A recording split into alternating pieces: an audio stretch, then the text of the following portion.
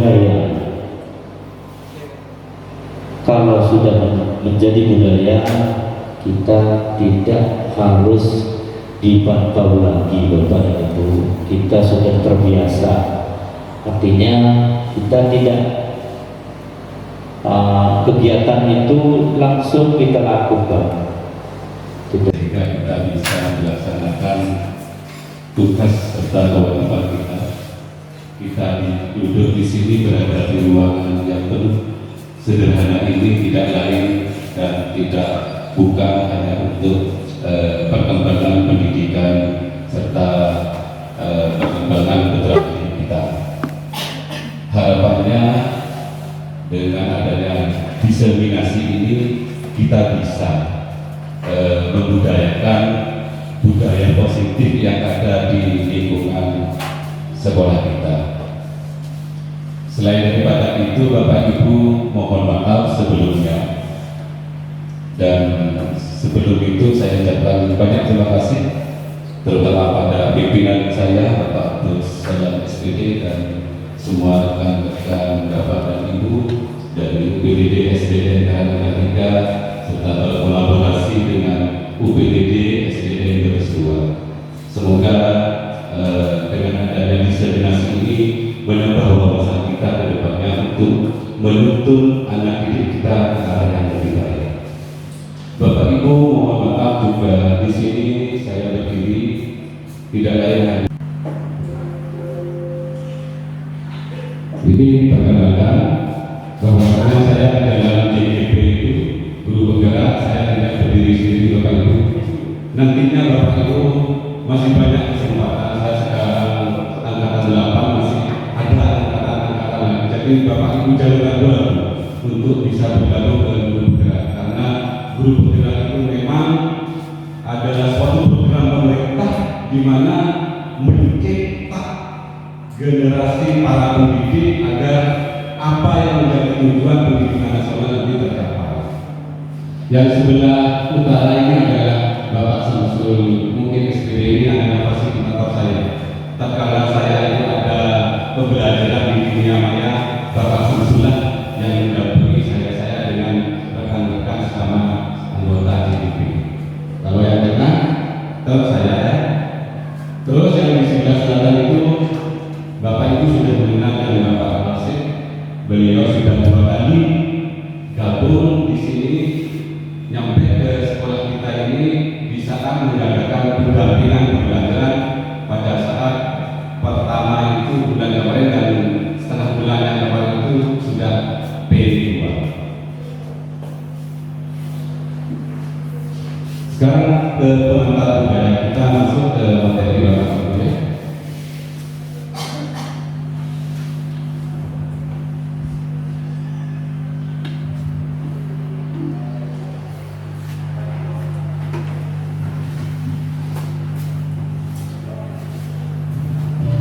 Sebelum saya melanjutkan materi, tentunya ada hal-hal yang harus diketahui oleh Bapak Ibu biar bisa memotivasi anak didik kita.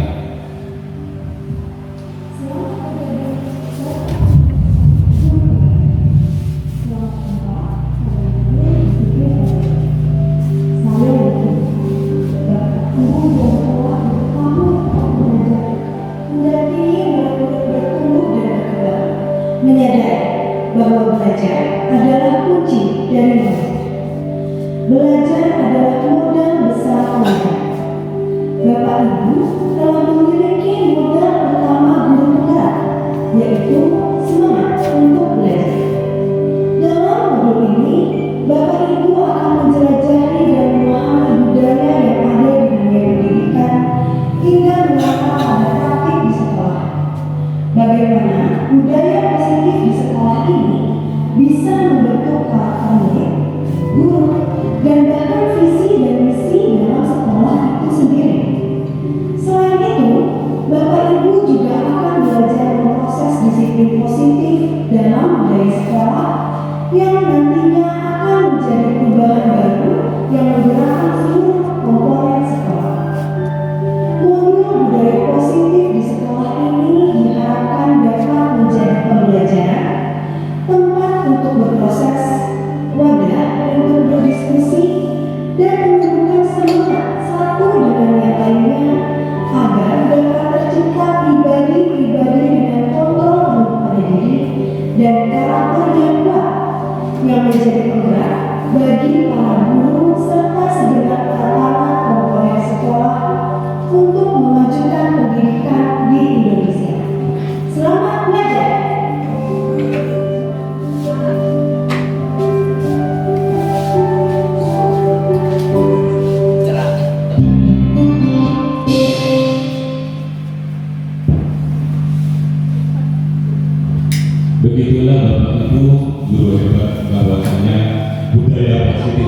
bisa mencetak karakter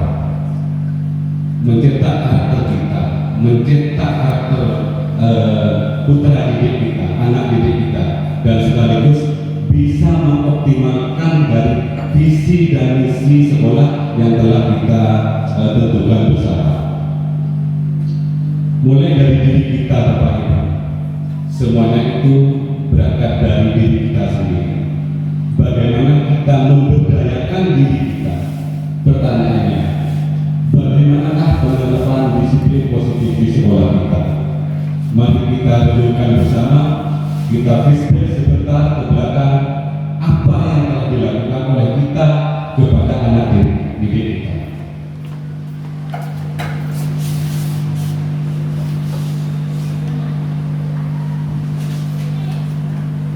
Bagaimana Bapak Ibu? Tentunya Bapak dan Ibu sudah mempunyai anak-anak, bahwasanya anak didik kita harus seperti ini, lembaga kita harus juga seperti ini. Baik, lanjutkan. Apakah dengan ini sudah cukup Bapak Ibu?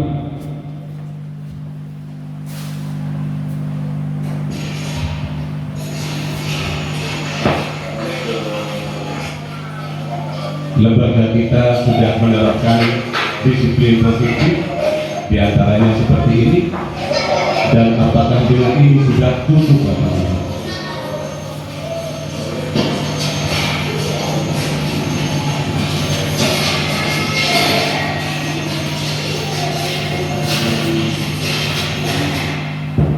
Bagaimana? Apakah dengan ini sudah cukup? Belum ya, tentunya belum. Dan ini sebagian dari hal yang besar yang akan menuntut anak kita agar anak didik kita itu mempunyai sebuah karakter, dimulai dari kita. Kesadaran melihat sesuatu tersebut dengan segala daya. Atau kalau di kertas, anggap Bapak dan Ibu sekarang memegang juga. Ya, coba peganglah benda itu. Setelah itu, dengan segala upaya Bapak Ibu menahan benda ini karena benda ini sangat berharga. Lakukan yang kedua. Setelah benda ini sudah berada di genggaman kita, benda ini sangat berharga, lalu teman kita akan mengambilnya. Coba bagaimana perasaan Bapak? Genggam, pertahankan, karena benda ini sangat berharga bagi Bapak Ibu. Tidak boleh. Bagaimana? Ya, dipertahankan. Perasaan Bapak Ibu? Sedih? Gelis? Marah? Ya. Ada banyak itu anak didik kita itu merasa dan membuka dirinya untuk diizinkan dikontrol oleh Bapak dan Ibu. Kalau seandainya murid tadi itu memang tidak mau dikontrol, tetap dia akan diam. Tetapi Bapak dan Ibu dengan segala upaya, entah itu merayunya, entah tadi itu diiming-iming dengan apa, akhirnya dengan tujuannya yang ini, kontrol menyatakan bahwa semua perilaku memiliki tujuan. Bahkan terhadap perilaku yang harapkan di sini ini adalah anak itu bisa berbudaya positif, memiliki karakter positif dari intris atau dari dalam. Ya. Ilusi bahwa kritik dan membuat orang merasa bersalah dapat menguatkan karakter. Menggunakan kritik dan rasa bersalah untuk mengontrol murid menuju pada identitas gagal, mereka belajar untuk merasa buruk tentang diri mereka. Mereka mengembangkan dialog diri yang negatif. Kadang-kadang sulit bagi guru untuk mengidentifikasi bahwa mereka sedang melakukan perilaku, karena seringkali guru cukup menggunakan suara halus untuk menyampaikan pesan negatif. Dalam pesan negatif atau anak tadi itu berperilaku yang tidak diharapkan oleh kita ajak anak itu untuk menyadari kesalahannya Bapak Ibu.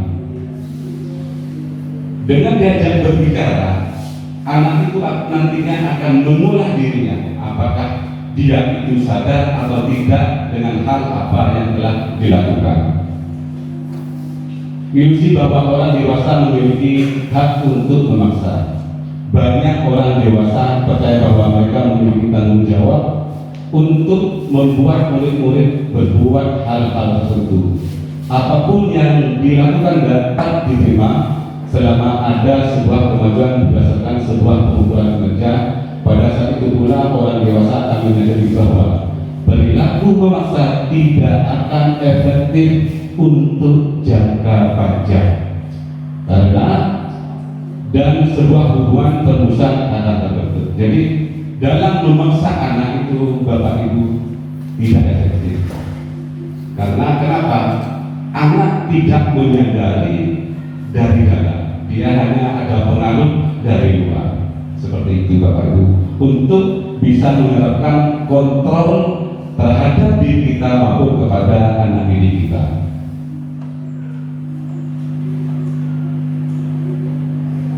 Pentingnya memiliki kontrol dan menentukan nilai-nilai kebajikan yang akan diyakini dan disepakati seluruh warga sekolah sehingga telah tercipta sebuah budaya positif. Kita tahu Bapak Ibu bahwasanya kepala sekolah kita Bapak Abdul Salam SPD sudah membuat suatu rancangan kurikulum di mana itu sudah mengacu kepada budaya positif yang telah kita laksanakan sebagian dari kecil tujuan besar. Bagaimana seorang bisa berubah dari paradigma stimulus kontrol respon kepada pendekatan teori kontrol? Jadi Bapak Ibu, dalam stimulus respon ini contohnya tentang dunia. Pertama, realitas kebutuhan adalah sama. Itu kita memandang orang itu semuanya sama. Tetapi Bapak Ibu, dalam teori kontrol realitasnya atau kebutuhan kita berbeda. Makanya kita tidak bisa memaksakan murid kita untuk menjadi apa yang menjadi kemauan kita. Kita hanya bisa menuntut sesuai pendidikan Ki Hajar Dewantara, bahwasanya kita hanya menuntut menumbuh kembang kodrat anak sehingga anak itu bisa mempunyai karakter yang kuat, mencapai keselamatan dan kebahagiaan yang setinggi-tingginya baik di dunia, baik di sebagai dirinya sendiri maupun sebagai bagian dari masyarakat. Semua orang melihat hal yang sama. Setiap orang memiliki gambaran yang berbeda-beda, Bapak. Kita merancang mengubah orang agar berharap sama dengan kita. Kita berusaha memahami pandangan orang lain tentang dunia. Gitu. Kita lanjutkan sama di bawahnya itu. Bila kita ingin membuat kemajuan sedikit demi sedikit, perlahan dengan perlahan, hal yang utama adalah ubahlah sikap kita, ubahlah mindset kita, ubahlah pola pikir kita, agar dapat memperbaiki cara-cara utama kita. Maka kita perlu mengubah kerangka acuan kita, Bapak Ibu. Ubahlah bagaimana Anda melihat dunia, bagaimana Anda berpikir tentang manusia. Ubahlah paradigma Anda, skema pemahaman dan penjelasan aspek-aspek tertentu tentang realitas. Sekarang mulai tadi kata disiplin positif, kita akan membuka dan mengetahui sebenarnya makna disiplin itu seperti apa. Dalam budaya kita, makna disiplin dimaknai menjadi suatu yang dilakukan seseorang pada orang lain untuk mendapatkan kepatuhan. Kita cenderung menghubungkan kata disiplin dengan ketidaknyamanan. Memang kata disiplin itu memang seakan-akan kita harus seperti ini, harus patuh. Seperti itu Bapak Ibu. Kebanyakan orang akan menghubungkan kata disiplin dengan tata tertib, teratur, dan kepatuhan pada peraturan. Kata disiplin juga sering dihubungkan dengan hukuman, padahal itu sungguh berbeda. Karena belajar tentang disiplin positif tidak harus memberikan hukuman. Justru itu adalah salah satu alternatif terakhir, dan kalau perlu tidak usah dipergunakan sama sekali. Ki Hajar Dewantara dan Ben Golson menyatakan bahwa untuk mencapai kemerdekaan atau dalam konteks pendidikan kita saat ini, untuk menciptakan murid yang merdeka, syarat utama adalah harus ada disiplin yang kuat. Disiplin yang dimaksud adalah disiplin diri dalam mengontrol diri yang memotivasi internal. Jika kita tidak memiliki motivasi internal, maka kita perlu memerlukan pihak lain untuk mendisiplinkan kita, atau motivasi eksternal karena berasal dari luar, bukan dari dalam kita sendiri. Jadi yang diharapkan itu kepada anak didik kita dan kepada diri kita dalam menjalankan tugas dan kewajiban kita itu dimulai dari kita, Bapak. Seperti itu. Terus bagaimana implementasi dari disiplin positif dan kebajikan universal?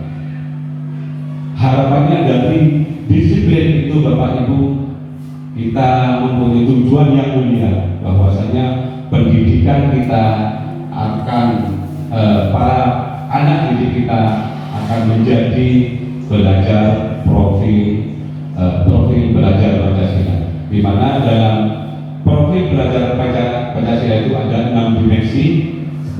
Yang pertama yaitu beriman, bertakwa kepada Tuhan Yang Maha Esa dan berakhlak mulia, berpendidikan global, bergotong royong, kreatif, beranalitis, dan mandiri. Sekarang bagaimana kita cara memotivasi hukuman dan penghargaan tentang restitusi? Ada 3 motivasi, Bapak Ibu, yang harus dimiliki oleh manusia. Yang pertama, kadang-kadang sesuatu itu kita mau disiplin, pertama seperti ini, untuk menghindari ketidaknyamanan atau hukuman. Ini adalah tingkat terendah, Bapak Ibu. Jadi kita dalam melakukan disiplin diri itu atau mengikuti aturan itu tidak lain hanya penting seperti itu. Sebenarnya tidak seperti itu, Bapak Ibu, karena itu adalah ada di level terendah. Biasanya orang yang memotivasi perilaku untuk menghindari hukuman atau ketidaknyamanan akan bertanya, apa yang akan terjadi apabila saya tidak melakukan? Sebenarnya mereka sedang menghindari permasalahan yang mungkin muncul dan berpengaruh pada mereka secara fisik, psikologis maupun tidak terpenuhinya kebutuhan mereka. Bila mereka tidak melakukan tindakan tersebut, motivasi ini termasuk motivasi yang bersifat eksternal, tidak ada kesadaran diri. Saya yakin pada rekan-rekan sejawat saya, Bapak Guru hebat ini, bahwa kita melakukan sesuatu merupakan motivasi dari kita sendiri yang datangnya dari dalam, bukan dari eksternal. Terus yang kedua, untuk mendapatkan imbalan atau penghargaan dari orang lain. Motivasi ini satu tingkat di atas motivasi yang pertama tadi. Di sini orang sudah berperilaku untuk mendapatkan imbalan atau penghargaan dari orang lain. Orang dengan motivasi ini akan bertanya, apa yang akan saya dapatkan apabila saya melakukan? Mereka melakukan sebuah tindakan untuk mendapatkan pujian dari orang lain. Menurut mereka penting dan mereka letakkan dalam dunia berkualitas mereka. Mereka juga melakukan sesuatu untuk mendapatkan hadiah, pengakuan, imbalan. Motivasi tersebut masih juga bersifat eksternal, karena masih belum timbul dari diri kita sendiri. Masih ada saya melakukan ini karena saya seperti ini. Yang diharapkan adalah yang ketiga, Bapak Ibu, motivasi kita untuk menjadi orang yang mereka inginkan dan menghargai diri sendiri dengan nilai-nilai yang mereka percaya, itu orang dengan motivasi ini akan bertanya, akan menjadi orang yang seperti apa bila saya melakukan. Mereka melakukan sesuatu karena nilai-nilai yang mereka yakini dan dihargai, dan mereka melakukan karena mereka ingin menjadi orang yang melakukan nilai-nilai yang mereka yakini tersebut. Ini adalah motivasi yang akan membuat seseorang memiliki disiplin positif, karena motivasi ini perilakunya bersifat internal bukan eksternal. Ini Bapak Ibu yang menjadi harapan kita bersama, bahwasanya kita dalam melakukan sesuatu itu harus dimulai dari diri kita dengan memotivasi kita sendiri dari dalam tanpa ada motivasi eksternal atau dari luar. Sekarang dengan adanya disiplin, tentunya ada hukuman, penghargaan, dan restitusi. Sebelum kita membahas lebih mendalam tentang penerapan restitusi, kita perlu bertanya terlebih dahulu, adakah perbedaan antara hukuman dan konsekuensi Bapak Ibu? Ada tidak kira-kira antara hukuman dan konsekuensi? Ya, ada. Ada. Ada. Kalau memang ada, bagaimana perbedaannya Bapak Ibu? Kalau hukuman lebih cenderung kepada memberi beban kepada murid. Kalau konsekuensi yang menurut saya itu menitik beratkan kepada kedisiplinan. Iya, betul. Saya seperti itu. Ya. Kalau hukuman memang dengan konsekuensi itu adalah beda tipis Bapak Ibu. Kalau hukuman itu bersifat psikis, bersifat tindakan, sedangkan konsekuensi itu lebih halus Bapak Ibu, karena dari konsekuensi anak itu bisa mengerti dari apa yang telah disepakati. Seperti itu. Seumpamanya kita anak makan di dalam kelas, sedangkan di kesepakatan kelas nanti kita bahas di kesepakatan kelas, apabila anak itu makan di dalam kelas, konsekuensinya seperti itu. Seperti itu. Kata disiplin tanpa kata positif di belakangnya sesungguhnya sudah merupakan identitas sukses, dan hukuman merupakan identitas gagal. Disiplin yang sudah bermakna positif terbagi menjadi dua, yaitu disiplin dalam bentuk konsekuensi dan disiplin dalam bentuk restitusi. Ini Bapak Ibu yang akan kita bahas dan akan saya terapkan, dan semoga dengan hal ini bisa Bapak dan Ibu juga menerapkan tentang bentuk konsekuensi dan konsekuensi serta bentuk restitusi.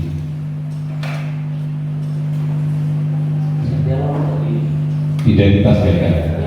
Ya, sambil lalu Bapak Ibu, nyantai saja. Lebih santai. Identitas gagal itu termasuk hukuman Bapak Ibu, termasuk hukuman. Sedangkan identitas sukses dalam disiplin itu ada dua, konsekuensi dan restitusi.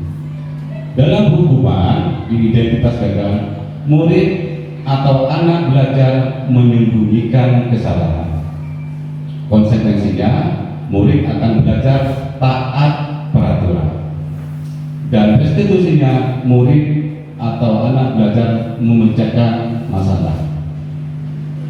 Identitas gagal dalam hukuman mencoba mengontrol anak dengan penguatan negatif, membayar impas kesalahan, sedangkan konsekuensinya mencoba mengontrol anak dengan penguatan positif.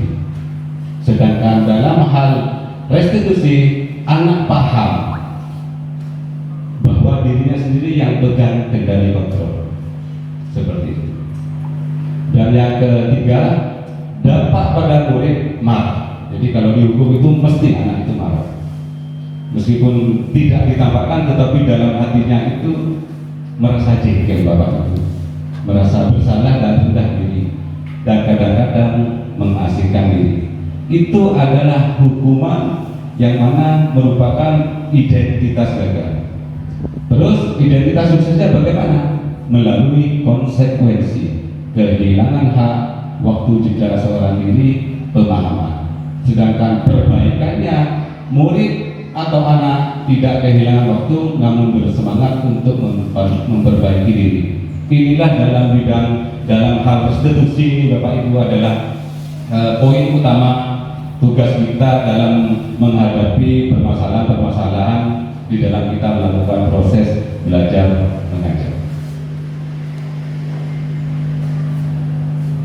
Kita masuk sudah ke sesi yang ke 1.43 ini, keyakinan kelas. Mengapa keyakinan kelas, mengapa tidak peraturan kelas? Seperti itu Bapak Ibu. Mengapa keyakinan kelas kok tidak menggunakan peraturan kelas?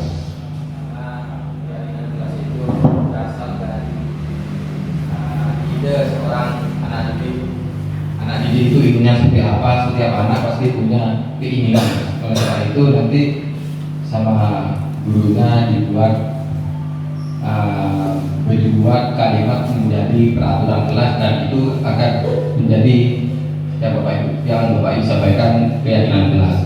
Kenapa tidak peraturan kelas? Biasanya kalau peraturan kelas itu guru yang membuat karena siswa ini yang berbuat, sehingga diubah menjadi keyakinan kelas. Seperti itu pemahaman saya. Mungkin ada yang lain Bapak Ibu, mengapa keyakinan kelas, mengapa tidak peraturan kelas saja? Menurut saya, apabila menggunakan istilah peraturan, seperti hanya jawabannya Bapak Miswan itu, peraturan ini dibuat oleh guru atau pihak eksternal.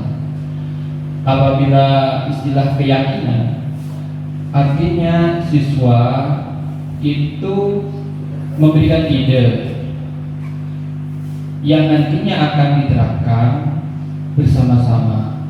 Mereka yang membuat, mereka yang mematuhi. Mungkin hanya itu ya. Ada yang lain Bapak Ibu? Sama. Ya. Jawabannya dari Bapak Miswan dan Bapak Taufik adalah benar. Dan seperti itu adanya. Kita ambil ilustrasi lagi Bapak Ibu. Coba perhatikan. Mengapa kita menjalankan peraturan tentang penggunaan helm pada saat mengendarai kendaraan roda 2 atau motor? Mengapa kita menggunakan helm?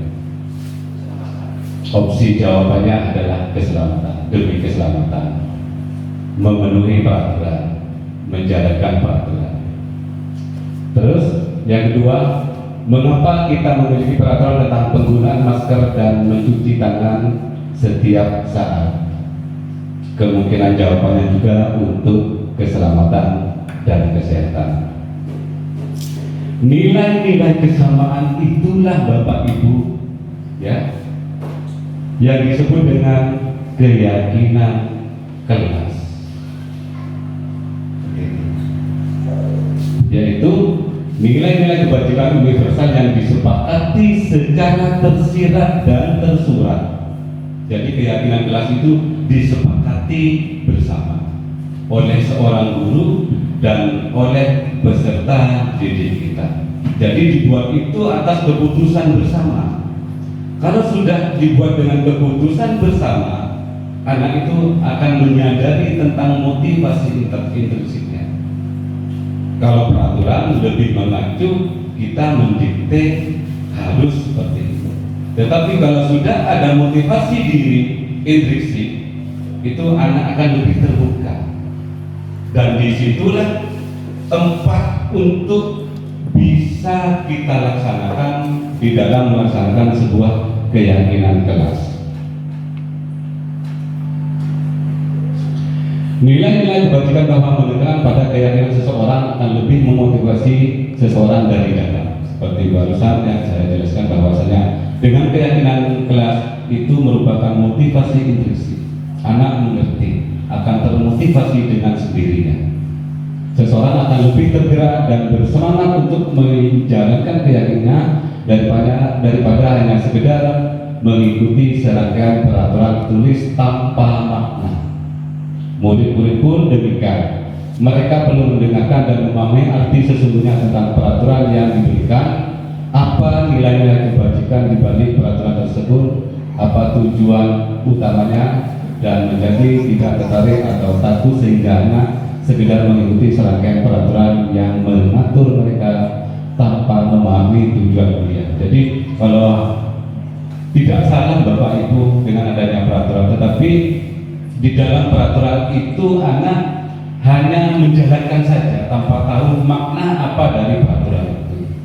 Tetapi kalau kita membuat keyakinan kelas di dalam kelas kita dan kita jalankan, maka anak akan mengetahui dan akan termotivasi dari dirinya sendiri. Bagaimana tahapan membuat keyakinan kelas? Terus terang Bapak Ibu, inilah salah satu contoh. Saya sudah membuat kesepakatan kelas, konsekuensi, dan akhirnya menjadi sebuah keyakinan kelas. Ini oleh-oleh sebagian kecil dari saya, dan alhamdulillah mulai hari Senin itu saya membuat bersama anak, dan seperti ini hasilnya. Dan saya lihat mulai dari Selasa sudah disepakati, dijalankan, anak itu sudah sadar sendiri, sudah tahu sendiri tanpa diperintah, seperti katanya Bapak Kepala Sekolah tadi itu dan Bapak Misbah serta Bapak Taufik. Bagaimana tahapannya? Yang pertama, memberikan pengertian kepada siswa betapa pentingnya kesepakatan kelas. Jadi hal ini adalah hal yang baru Bapak Ibu. Jadi anak didik kita harus tahu keyakinan kelas itu seperti apa, pentingnya keyakinan kelas itu seperti apa. Yang kedua, setiap siswa menuliskan keinginannya pada sebuah kertas kemudian ditempelkan ke papan tulis seperti ini Bapak Ibu. Jadi anak itu diberi kertas masing-masing seperti ini, ya. Dia menuliskan apa yang menjadi pikiran mereka, mau dibawa kemana kelas kita ini, seperti ini Bapak Ibu. Ini adalah murni tulisan dan hasil pemikiran anak-anak sendiri, seperti ini. Ini masih kesepakatan kelas. Setelah ini terbentuk, lalu kita tempelkan kepada papan tulis seperti yang tadi. Nah, tulisan tersebut masih merupakan sebuah kesepakatan. Setelah adanya kesepakatan ini, kita diskusikan lagi kepada anak didik kita yang perlu dibuat dalam sebuah keyakinan kelas. Guru menampung ide-ide. Jadi anak itu tadi diberi kesempatan memang harus berbicara, memang Bapak Ibu mau dibawa kemana, terus inginnya seperti apa, dan itu harus menjadi kesepakatan. Guru bersama siswa menyimpulkan dari kesepakatan yang telah disepakati. Dari sekian banyak keinginan murid ini, tentunya Bapak Ibu tidak akan kekurangan suatu bahan. Tentunya akan bisa memilah dan memilih mana ini yang sama dan mana ini yang tidak sama, atau hal yang perlu dipisah, seperti itu. Dari kesepakatan itu yang telah kita tentukan bersama dengan siswa untuk menentukan konsekuensi apabila kesepakatan itu tersebut dilanggar. Sebenarnya Bapak Ibu, dari kesepakatan kelas ini kan sudah ada konsekuensinya. Anak tidak akan keluar dari ini, tidak akan nyampe seperti ini Bapak Ibu. Karena anak sendiri itu yang membuat peraturan di dalam kelas yang disebut dengan kesepakatan kelas. Dari sekian ini ada kesepakatan yang telah kami lakukan bersama anak didik kami. Pertama, berbaris di depan halaman kelas itu sebelum masuk. Ini dalam beberapa hari saya pantau, saya membunyikan bel, anak dengan sendirinya sudah berbaris Bapak Ibu. Dan itu memang harus disepakati, karena ini merupakan suatu kesepakatan. Apabila tidak melaksanakan, konsekuensinya bagaimana? Anak-anak maunya membersihkan halaman, konsekuensi. Jadi anak biar tidak mendapatkan konsekuensi dari sini, maka anak itu dengan sendirinya akan sadar Bapak Ibu. Seperti itu harapan kita. Yang kedua, kesepakatannya berdoa sebelum pelajaran, tidak boleh makan, minum di kelas. Nah ini, anak konsekuensinya bagaimana nak? Didenda Pak, seperti itu. Ada yang lagi, dijemur Pak, seperti itu. Ya. Tidak boleh bercanda saat pelajaran berlangsung. Bercanda dengan berbicara Bapak Ibu lain. Karena kita mengharapkan proses pembelajaran pada anak didik kita ini bukan hanya guru yang mencekoki murid, tetapi kita membuka diri, membuka interaksi. Pembelajarannya dua arah. Kalau pendidikan dahulu, guru menjelaskan, siswa menulis, mendengarkan, seperti itu. Kalau sekarang sistem pendidikan kita tidak seperti itu Bapak Ibu. Kita harus bisa mengeksplor kemampuan setiap murid itu. Diberi ruang, diberi kebebasan. Itu sesuai dengan modul 1 filosofi pendidikan Ki Hajar Dewantara. Tidak boleh tidur saat pelajaran. Ada sebagian lagi anak didik kita mungkin karena kecapean atau apa. Nah, ini konsekuensinya dijemur di halaman. Terus terang saya ini tidak setuju karena ini termasuk konsekuensi yang lebih dekat pada hukuman. Saya menawarkan pada saat itu sama anak gini, kalau ke kamar mandi Pak, bagaimana? Tidak usah Pak, biar tidak tidur. Seperti itu. Maksud saya itu kalau ada tidur dengan saya disuruh ke kamar mandi untuk membasuh muka atau berwudhu seperti itu. Ternyata ini sudah suatu keputusan bersama, maka anak itu dijemur di halaman. Tetapi yang telah saya jelaskan yang dari awal, kita tidak akan nyampe ke sini, dan kalau perlu tidak usah menggunakan konsekuensi atau hukuman Bapak Ibu. Mengumpulkan tugas tepat waktu, tidak pulang sebelum bel pulang, tidak boleh mencuri. Nah, dalam membuat kesepakatan ini masih banyak Bapak Ibu yang perlu kita buat lagi. Ini nanti harus dievaluasi, entah itu 1 minggu sekali atau 1 bulan sekali, kondisional. Kita tawarkan kepada anak, apalagi yang perlu dibuat seperti itu. Ini masih banyak Bapak Ibu, karena hanya sementara saja. Anak kemarin itu pada hari Selasa, Pak kurang nikah Pak, kurang nikah. Nanti kita konsekuensi ya Bapak tampung ide-idenya seperti itu. Nah, dari membuat keyakinan kelas tadi ya, dari hasil keputusan bersama, maka kesepakatan kelas tadi itu diubah menjadi sebuah keyakinan kelas. Bagaimana prosesnya dari kesepakatan kelas menjadi sebuah keyakinan kelas? Ya. Prosesnya begini Bapak Ibu. Dari semua hal ini kan masih lebih dekat ke peraturan seperti itu, kesepakatannya. Ya. Sedangkan pada keyakinan kelas ini sifatnya masih verbal secara umum. Kalau seperti ini, berbaris depan kelas, berdoa sebelum ini kan sudah pasti kesepakatan. Sedangkan dalam suatu keyakinan kelas ini lebih verbal, seperti perilaku jujur. Perilaku jujur ini kan banyak komponennya, tidak mencuri, berbicara dengan apa adanya kan seperti itu. Terus saling menghormati sesama teman, tidak boleh bertengkar, menghadapi guru seperti ini kan seperti itu. Jadi sifatnya di dalam keyakinan kelas ini kata-katanya yang mudah dipahami oleh anak, sedangkan anak itu sendiri mengetahui dari arti dari salah satu komponen keyakinan kelas yang telah dibuat tadi itu. Sopan santun, seperti itu kan masih banyak. Selalu bermusyawarah, seperti itu. Anak ini sudah tahu bahwa bagaimana saya harus berperilaku jujur. Seumpamanya Bapak Ibu memberikan tugas kepada anak didiknya, kerjakan tugas ini nak. Tentunya anak itu kan ingin selesai semua, ingin selesai. Tetapi karena anak itu perkembangannya dan pola pikirnya tidak sama, dengan segala cara anak itu kadang-kadang menyelesaikan seperti itu Bapak Ibu.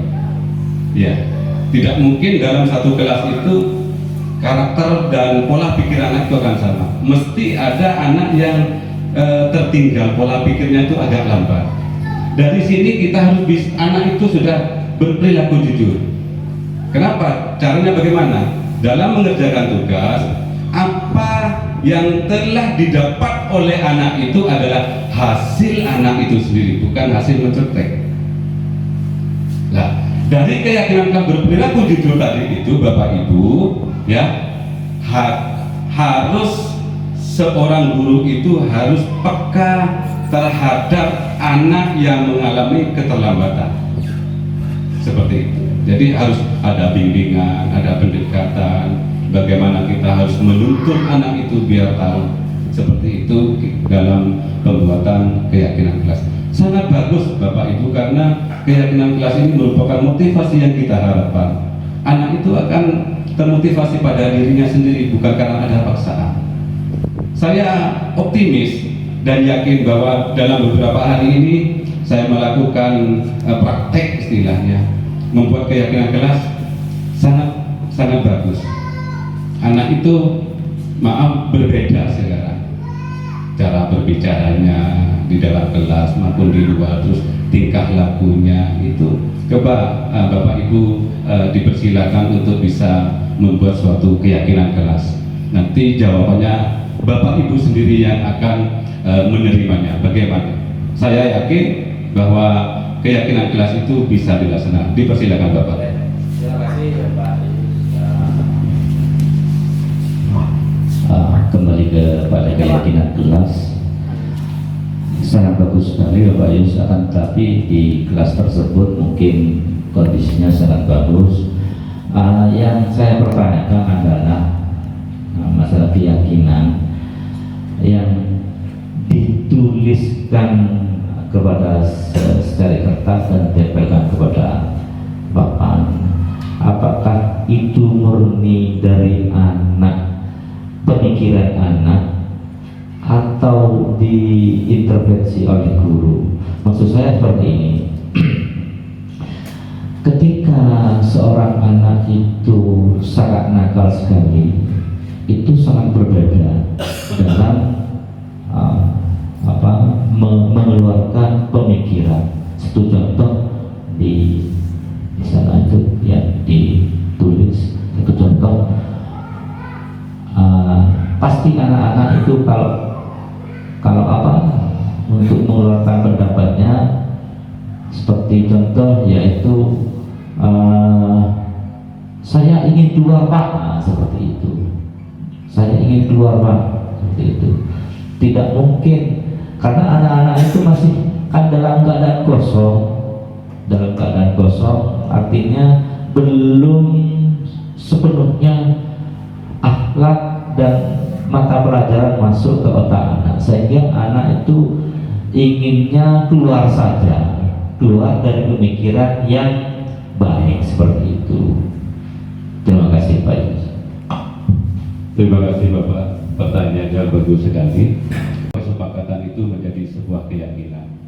Memang kembali yang pertama Bapak, kita harus bisa memberi pemahaman kepada anak didik kita. Itu kunci utama.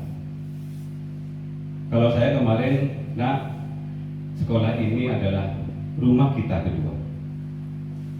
Bapak di sini ini adalah guru asuh kalian, pengganti orang tua kalian. Bapak di sini selaku guru dan sekaligus selaku orang tua kalian.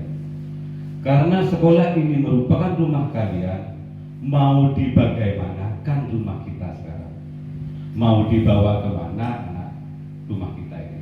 Apa mau ke positif yang baik, apa ke yang negatif atau tidak baik? Secara otomatis anak itu akan menjawab, kok positif Pak, yang baik Pak, masa rumah saya gini kan, seperti itu Bapak.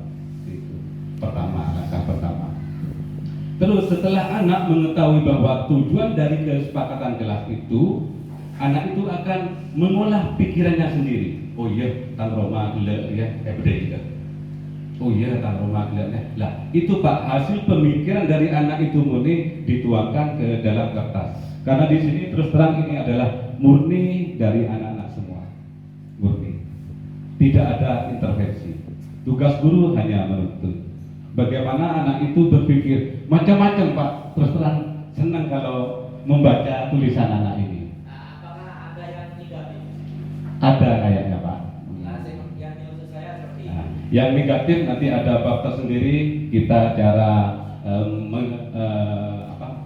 menyelesaikan masalah yaitu restitusi nanti di sebelah Bapak. Mohon bersabar dulu karena ini masih ke masalah keyakinan kelas dan kesepakatan kelas. Nanti ada bagaimana anak itu sering keluar kelas kan seperti itu. Bagaimana anak itu tidak masuk, bagaimana anak itu tidak mengerjakan kelas. Nanti di bab selanjutnya akan kita bahas tuntas tentang permasalahan-permasalahan di dalam kelas. Lanjut ya, Pak, ada untuk Ya. apa sebentar ya? Ya siapa? Apa namanya? Kita hanya meneruskan apa yang telah Bapak Agus tadi dipertanyakan, yaitu masalah keyakinan kelas atau peraturan kelas.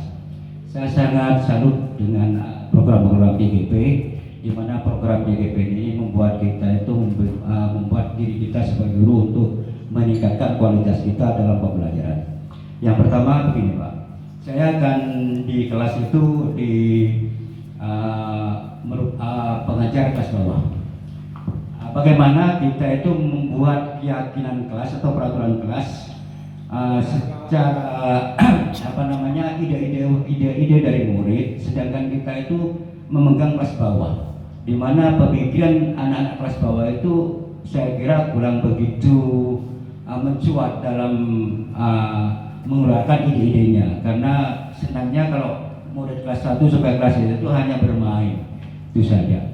Bagaimana cara mengeluarkan ide seorang guru itu sehingga anak didik kita itu akan mengeluarkan suatu statement pemikirannya yang lebih positif seperti itu. Untuk cara membuatnya, bagaimana, apa kita spontanitas kita hanya membuat anak itu ini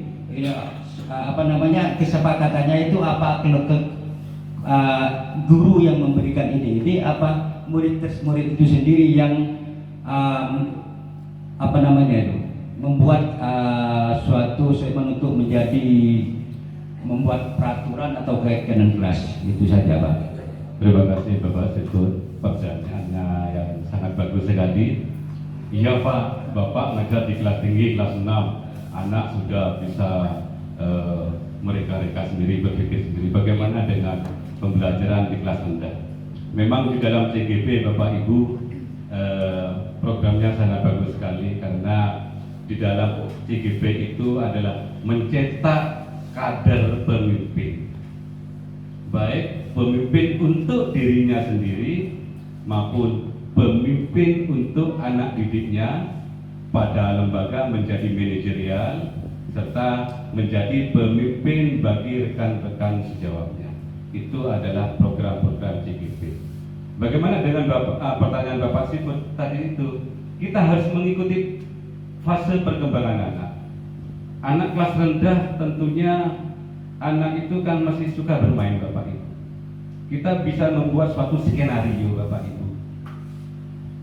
Kita buat skenario seperti ini, seumpamanya. Anggap anak itu sudah suruh bermain semua di dalam kelas, bermain semua ya. Terus itu kan kotor mestinya. Dari kejadian itu Bapak Ibu kita berangkat dengan permainan anak. Kelas sudah kotor ini sudah. Nah, di situ kita masuk ke pola pikir anak. Kumpul, jangan dibersihin, jangan sampai dimarahi anak itu. Nanti ini ada restitusi, seperti itu sudah masuk ke restitusi. Tapi tidak apa-apa, karena ini masih dalam untuk membuat suatu keyakinan. Bermain itulah memang kewajiban kalian, tidak salah. Tetapi kalian kan sudah tahu kelas ini, sekolah ini adalah rumah kita. Apakah enak rumah kalian itu seperti ini? Saya yakin Bapak, apalagi kelas rendah, meskipun kelas rendah, anak itu akan bilang, tidak mau Pak, rumah saya ingin bersih. Saya yakin Bapak dan Ibu guru adalah guru-guru hebat, tidak akan kehilangan akal untuk bisa membuat skenario atau meluruskan, membawa anak didik kita itu ke arah yang lebih baik. Tidak akan repot, saya yakin itu. Ya? Kalau yang kebersihan kelas itu dalam peraturan dibuat keyakinan kelas seperti kebersihan kelas. Apakah seandainya dilanggar itu ada lampiran khususnya untuk sanksi? Makanya antara kesepakatan kelas itu ada Kesepakatan sanksinya Iya. apa? Nah, itu sudah ada kesepakatan kelas itu ada konsekuensinya. Tetapi Bapak Ibu, sedini mungkin kita tidak usah masuk ke hukuman dan konsekuensi. Kita sedini mungkin tidak usah nyampe ke sana. Dan kalau memang tidak ada jalan lain, tidak apa-apa masuk asalkan memberikan hukuman yang sifatnya mendidik kepada anak didik kita. Seperti itu. Karena di kelas saya itu begini, memang kalau tidak membersihkan kelas sesuai dengan daftar piket kelas, itu diberi sanksi membayar uang Rp500. Berarti itu motivasinya itu Pak masih eksternal. Betul. Masih eksternal. Tidak ada kesadaran intrinsiknya, tidak timbul motivasi intrinsik. Kalau kita bisa membawa anak didik kita itu termotivasi dari dalam diri, betapa pentingnya kebersihan di sekolah kita, menurut enak, suasananya, kondisinya, kesehatan banyak Bapak Ibu. Jadi bagaimana kita itu bisa agar anak termotivasi dari dalam, bukan dari luar. Makanya dibuatlah suatu kesepakatan. Kesepakatan itu Bapak Ibu, kesepakatan kelas itu sebenarnya beda tipis dengan peraturan kelas, dengan peraturan. Kalau peraturan itu dibuat oleh salah satu pihak atau instansi, sedangkan kalau kesepakatan itu dibuat bersama-sama. Kalau dibuat bersama-sama, itu bahwa anak akan menyadari. Seperti itu Bapak Ibu. Lanjut, ada lagi? Maksudnya proses menuju kebudayaan, kalau menurut saya seperti itu. Iya. Ini adalah Bapak Ibu dari membuat kesepakatan, ada konsekuensi, ada hukuman atau keyakinan kelas ini merupakan salah satu budaya. Nanti kesimpulannya Bapak Ibu. Tidak lain apa yang kita lakukan seperti ini adalah untuk budaya positif bagi anak didik kita yang akan kita laksanakan di dalam lembaga kita.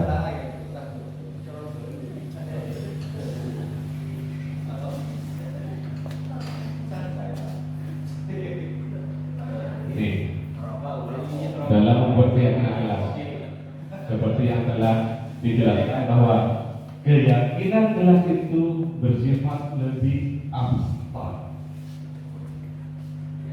daripada peraturan yang lebih rinci dan konkret. Ini kan sebuah kesepakatan, dilarang, tidak boleh mengumpulkan dana seperti itu. Nah, di dalam kesepakatan kelas, dari sini Bapak Ibu bisa menyimpulkan, oh ini masuk ke perilaku tidak jujur kejujuran, oh ini masuk ke perilaku saling hormat menghormati, seperti itu. Jadi kalimatnya itu lebih abstrak kalau pada sebuah keyakinan kelas. Sedini mungkin dalam membuat keyakinan kelas itu membuatlah kalimat yang mudah dipahami oleh anak. Tetapi anak ngerti, umpamanya ini perilaku jujur. Anak itu ngerti, oh perilaku jujur seperti ini, seperti itu ya. Kita lanjutkan. Keyakinan kelas berupa pertanyaan universal, maksudnya itu secara umum. Kalau kesepakatan ini kan sudah satu-satu. Kalau sebuah keyakinan kelas ini masih universal secara umum. Pertanyaan keyakinan kelas senantiasa dibuat dalam bentuk positif. Jadi kalau dalam kesepakatan kelas ini tidak boleh, dilarang. Ini kan masih bersifat peraturan dan sifatnya negatif. Karena anak takut kepada konsekuensinya atau hukuman. Sedangkan di dalam keyakinan kelas ini sudah kalimatnya sudah positif semua. Dan diharapkan ini adalah betul kata Bapak kelas pun, keyakinan kelas menumbuhkan budaya positif seperti anak berperilaku jujur. Kalau anak sudah berperilaku jujur kepada dirinya dan kepada orang lain, saya yakin akan tertanam budaya positif pada anak didik kita, saling menghormati, sopan santun, dan seterusnya. Lanjut. Keyakinan kelas hendaknya tidak terlalu banyak. Makanya ini kita rangkum bersama-sama sehingga menjadi sebuah kalimat yang lebih abstrak, sehingga mudah diingat dan dipahami oleh semua warga kelas. Keyakinan kelas sebaiknya sesuatu yang dapat diterapkan di lingkungan tersebut. Perilaku jujur, kehidupan sehari-hari, dimanapun, di sekolah, di masyarakat, di rumah, kan harus jujur seperti itu Bapak Ibu ya. Semua warga kelas hendaknya ikut berkontribusi dalam pembuatan keyakinan kelas lewat kegiatan curah pendapat. Seperti tadi ditanyakan kepada anak, bagaimana kalau kamu berbuat seperti ini akan seperti ini, seperti ini. Bersedia meninjau kembali keyakinan kelas pada waktu dari waktu ke waktu. Ini bisa ditinjau lagi sama dengan kesepakatan apa perlu ditambah, apa perlu dikurangi, atau perlu perbaikan seperti itu Bapak Ibu. Kita masuk ke posisi kontrol. Pada awal bagaimana kita bisa mengontrol, mari kita saksikan Bapak Ibu. Keyakinan kelas sebabnya sudah selesai. Kita masuk ke restitusi. Di restitusi ini adalah jawaban bagi kita semua agar dapat melaksanakan tugas dan kewajiban kita tatkala di dalam menjalankan tugas itu ada hal-hal yang tidak dikendali oleh kita.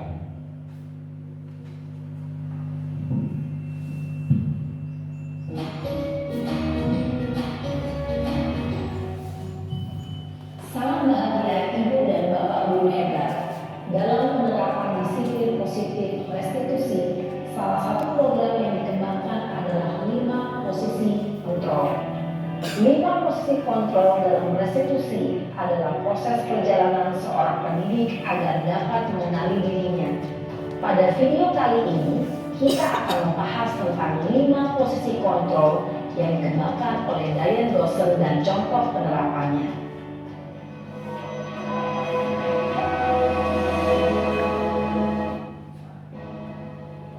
Di 5 posisi kontrol itu adalah 1.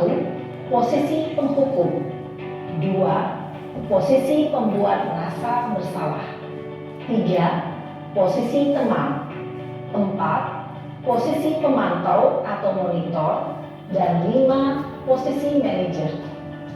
Untuk lebih memahami kelima posisi tersebut, mari kita saksikan kasus Naren yang terlambat hadir 20 menit di sekolah dan melihat bagaimana kelima posisi kontrol dalam menghadapi masalah tersebut.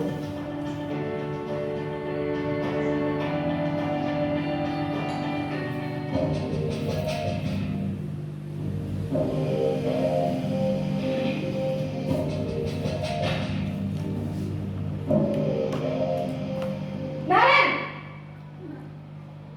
Sini kamu! Selamat pagi Bu. Selalu terlambat. Kamu deh, pasti terlambat. Maaf Bu, saya Apa? Apa coba? Alasan kamu apa lagi? Kapan sih kamu tidak terlambat? Malas sekali ya kamu jadi anak. saya Dasar pemalas. Gak kapok-kapok sih kamu. Sudah berapa kali terlambat? Sana, kamu keliling lapangan basket 2 kali. kenapa saya harus keliling lapangan basket Bu? Kenapa? Kamu melarang ibu? Berani-beraninya jawab. Sudah terlambat, masih berani jawab pula. Sekarang, keliling lapangan basket 5 kali sekalian. Apa? Cepat. Pergi sana ke lapangan basket. Posisi penghukum biasanya berbicara dengan nada tinggi, menghardik, menunjuk, menyakiti, dan menyindir. Hukuman bisa berupa fisik maupun psikis. Ibu dan Bapak Guru hebat, dampak yang terjadi ketika guru berada pada posisi penghukum adalah murid cenderung akan memberontak, bahkan menyimpan dendam.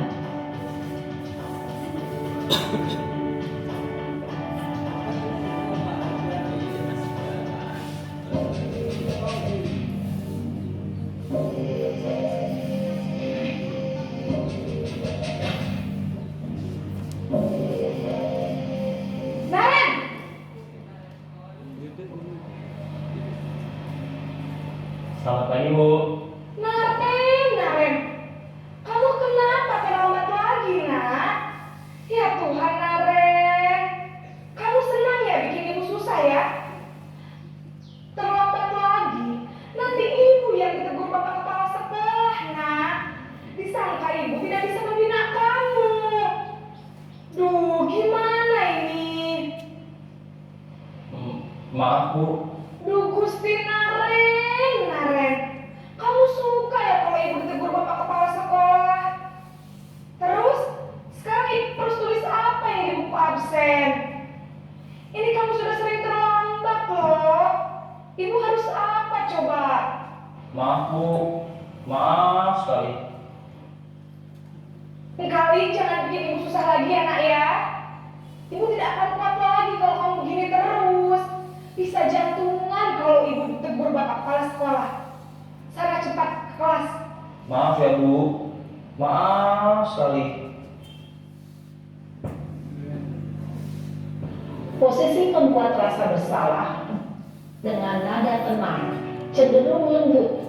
Namun kata-kata yang diutarakan membuat murid merasa menjadi orang yang gagal, memandang buruk dirinya sendiri, merasa tidak berharga, dan tidak sanggup membahagiakan orang lain. Ketika guru mengambil posisi pembuat rasa bersalah, murid akan menganggap dirinya yang bersalah dan ia akan menyimpan emosi negatif tersebut di dalam dirinya.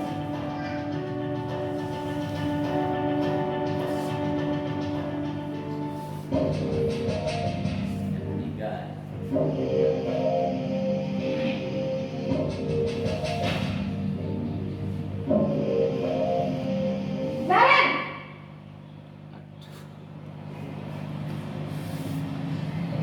Selamat pagi, Bu. Wah, sudah jam berapa ini, nak? Terlambat lagi ya, sayang. Iya, Bu. Habis ibu saya belum membangunkan saya, Bu. Kamu malah menyalahkan ibu kamu. Kamu bukannya anak yang kencang. Kok terlambat sih? Iya, Bu. Saya memang terlambat bangun tadi.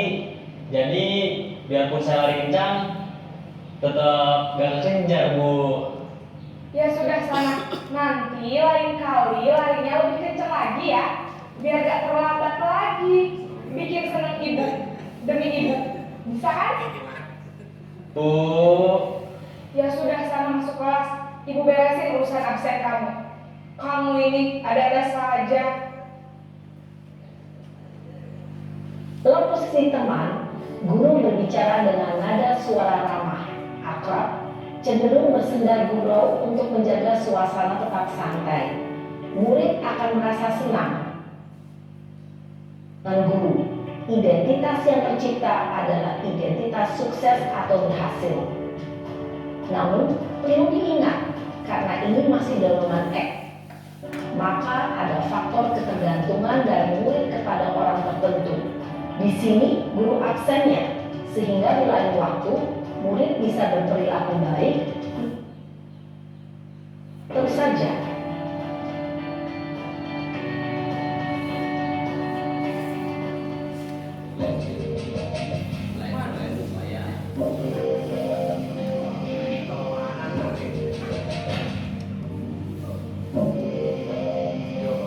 Naren!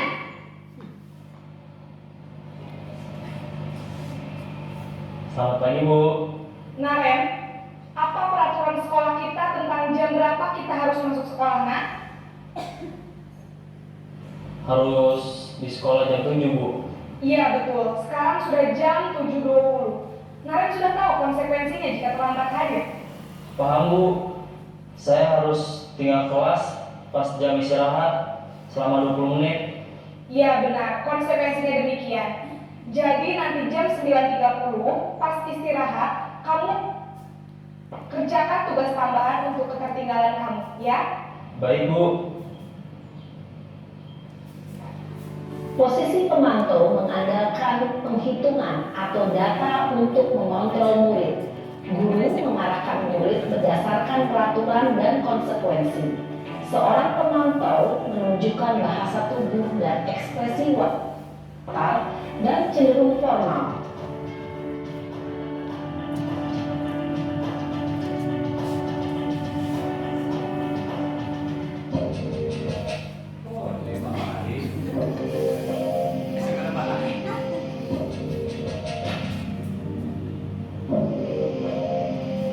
Naren,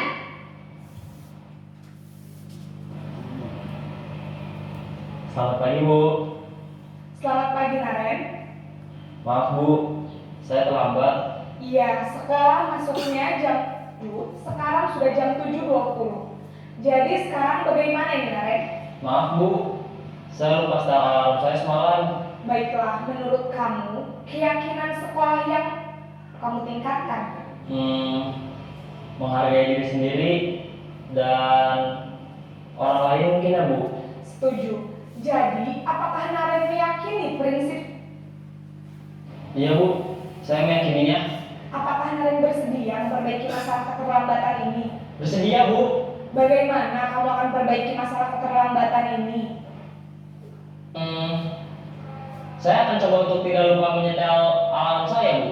Baik, kalau Naren lupa menyetel alarm di rumah, ada orang yang kira-kira bisa bantu mengingatkan? Ada Bu, kakak saya, Kak Emma. Ada lagi selain Kak Emma? Selain Kak Emma, ada ibu saya. Baik, tadi yang mengingatkan Naren adalah Kak Emma dan ibu kamu ya? Kira-kira akan mulai setel alarm kapan nih Naren? Setelah pulang sekolah, akan segera saya lakukan. Baik, Ren akan setel alarm untuk bangun besok pagi dan akan diingatkan oleh kakak dan ibunda Naren ya. Ada lagi yang mungkin perlu dilakukan Naren? Tak terlambat bangun lagi. Tidak ada Bu. Baik Naren, terima kasih untuk kerjasama kamu. Sekarang kamu perlu kembali ke kelas untuk belajar. Baik Bu, terima kasih. Posisi manajer adalah posisi kontrol yang disarankan untuk membimbing murid memiliki sikap disiplin yang positif, yaitu murid yang mandiri dan dapat memecahkan masalah. Tujuan dari posisi ini adalah agar murid dapat berefleksi atas tindakannya. Guru akan dengan tulus memberikan pertanyaan bermakna, sehingga membuat murid dapat belajar dari kesalahannya dan mencari sebuah solusi untuk menyelesaikannya. Ibu dan Bapak Guru setelah mengamati adegan kelima posisi kontrol tadi, kira-kira posisi mana yang paling ideal? Posisi mana yang dapat menunjang motivasi intrinsik murid? Ya, tentu posisi manajer. Posisi ini memang posisi ideal dan ingin dituju setiap pendidik. Pada posisi inilah, guru dapat menerapkan disiplin positif yang berpihak pada murid, yang memerdekakan murid. Perjalanan seorang pendidik tentunya tidak mudah untuk sampai pada posisi seorang manajer. Namun, tujuan pasti, yaitu menciptakan murid-murid yang mandiri, merdeka, dan bertanggung jawab. Semoga penggambaran 5 posisi kontrol yang telah diperlihatkan ini dapat menjadi ajang refleksi bagi kita semua, agar dapat terus mengasah dan menerapkan disiplin positif yang memerdekakan murid. Mari terus berlatih dan bersemangat, selamat menerapkan. Salam dan bahagia Ibu dan Bapak Guru hebat.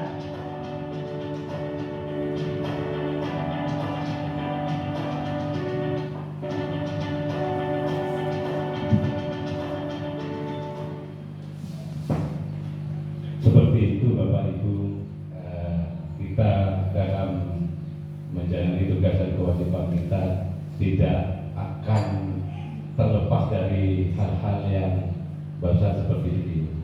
Lalu bagaimana kita cara menerapkan menggunakan posisi kontrol kita? Yang diharapkan ada dari 5 itu Bapak Ibu adalah nomor 4 dan nomor 5, bahwa seorang guru atau pendidik itu sebagai posisi kontrol atau pemantau, dan yang lebih utama lagi guru harus bisa menjadi memposisikan diri sebagai manajer.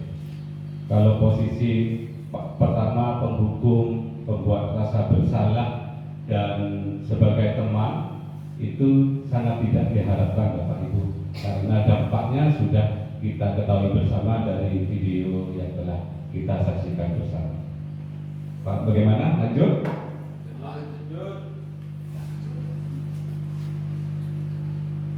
Disiplin positif yang berpusat pada murid yang dikembangkan oleh tim dosen dengan pendekatan diskusi yang disebut dengan 5 posisi kontrol yang diterapkan seorang guru atau orang tua ataupun atasan dalam melakukan kontrol.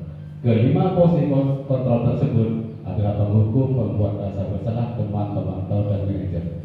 Posisi kontrol ini Bapak Ibu tidak hanya cukup kita sebagai seorang pendidik, tapi kita bisa gunakan kita sebagai orang tua. Posisi kita sebagai orang tua, bagaimana kita menyikapi kalau hal-hal terjadi pada anak didik kita. Selain sebagai orang tua, kepala sekolah selaku manajer, selaku pimpinan dalam instansi juga bisa menerapkan hal seperti ini. Penghukum sudah tadi, penghukum menggunakan hukuman fisik maupun verbal, orang menjadi merasa penghukum, senantiasa mengatakan bahwa sekolah membuka sistem atau alat yang lebih menekan murid-murid dalam lagi. Guru yang menerapkan posisi penghukum akan berkata, apabila aturan saya atau awas, kamu selalu saja salah, selalu, pasti selalu yang terakhir selesai. Guru seperti ini senantiasa percaya hanya ada satu cara untuk bisa mengatasi pembelajaran, yang mana dengan cara dia sendiri. Maka hasilnya bagaimana Bapak Ibu? Penghukum dengan menggunakan nada suara tinggi, bahasa tubuh, mata melotot seperti tadi itu ya. Oke, kita lanjut. Hasilnya bagaimana? Kemungkinan murid akan marah, mendendam, dan atau bersifat agresif. Bisa jadi susah kembali duduk. Murid tersebut akan coret bukunya atau meja dia menunjukkan hal-hal yang negatif kalau kita melaksanakan sebagai posisi kontrol penghukum. Yang kedua, membuat rasa bersalah. Bersalah pun juga seperti yang dalam video tadi itu, anak akan merasa bersalah sendiri.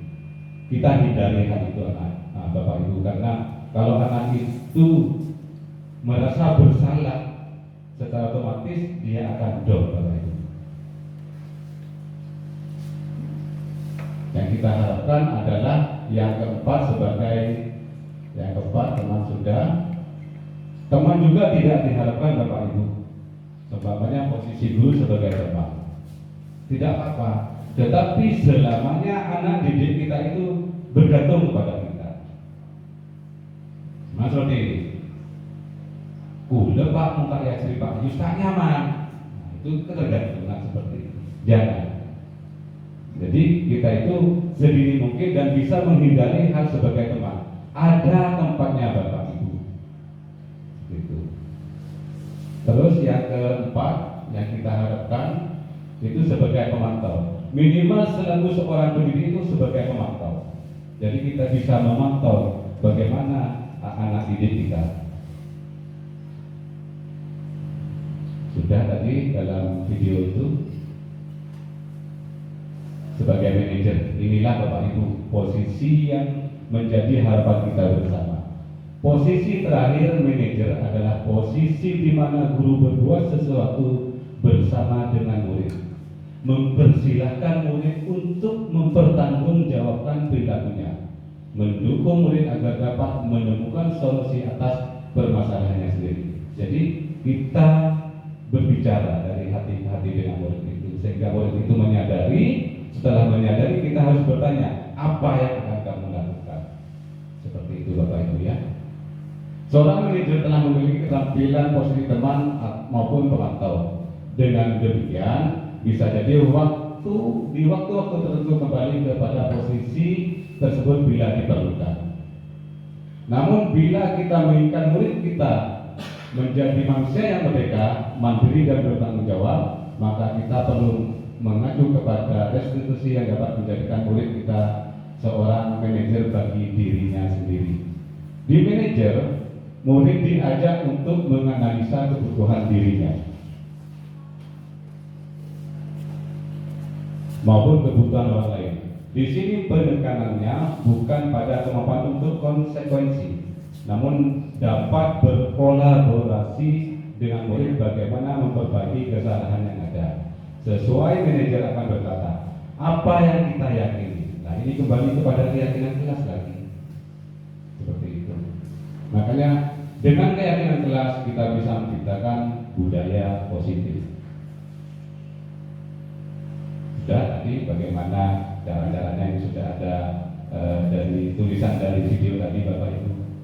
Ini seperti Andi, apakah kamu mengetahui jam berapa sekolah dimulai? Jadi anak itu diajak bicara Bapak Ibu. Diajak bicara.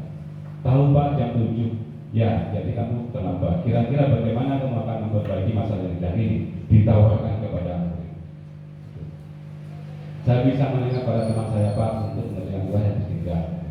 Baik, itu bisa dilakukan. Apa besok akan ada masalah untuk kamu agar bisa hadir tepat waktu ke sekolah? Tidak Pak, saya bisa hadir tepat waktu. Baik, saya hargai usahamu untuk memperbaiki diri. Bagaimana perasaan murid saat pada posisi ini? Pada posisi manajer, suara guru itu harus tulus. Tidak perlu marah, tidak perlu meninggikan suara, apalagi menunjuk-nunjuk jari ke murid, berkaca pinggang atau bersikap seolah-olah menyesal. Tampak sedih sekali akan perbuatan murid atau bersendagora menempatkan diri sebagai teman murid. Fokus ada pada murid bukan untuk membahagiakan guru atau orang tua. Murid sudah mengetahui ada sesuatu masalah dan sesuatu perlu terjadi bila guru mengambil posisi pemantau. Guru akan melihat apa konsekuensi, apa beraturnya. Namun pada posisi manajer, guru akan membagikan tanggung jawabnya. Jadi pada saat posisi guru sebagai manajer, guru itu mengembalikan tanggung jawabnya kepada anak didik kita, Bapak Ibu.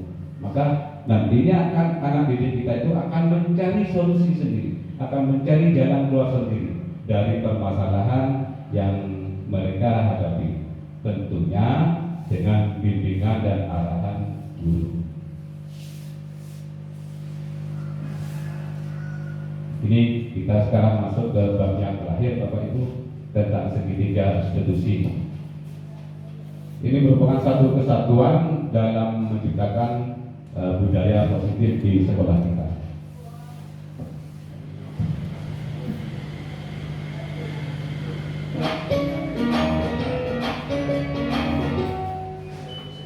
Salam dan bahagia Ibu dan hebat. Pada video kali ini kita akan membahas tentang salah satu program disiplin positif yang diterapkan di lingkungan sekolah yang dikenal dengan nama restitusi.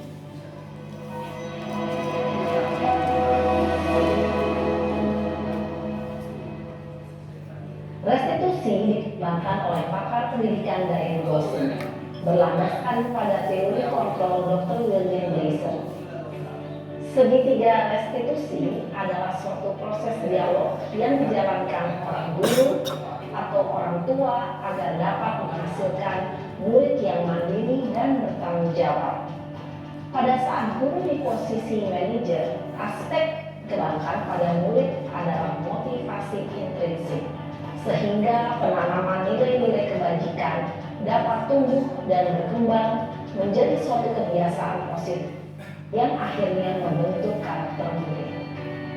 Proses dialog ini terdiri dari 3 langkah yang digambarkan pada ketiga sisi pada segitiga restitusi. Pertama adalah menstabilkan identitas. Sisi yang kedua adalah validasi tindakan yang salah. Dan sisi yang ketiga adalah menanyakan.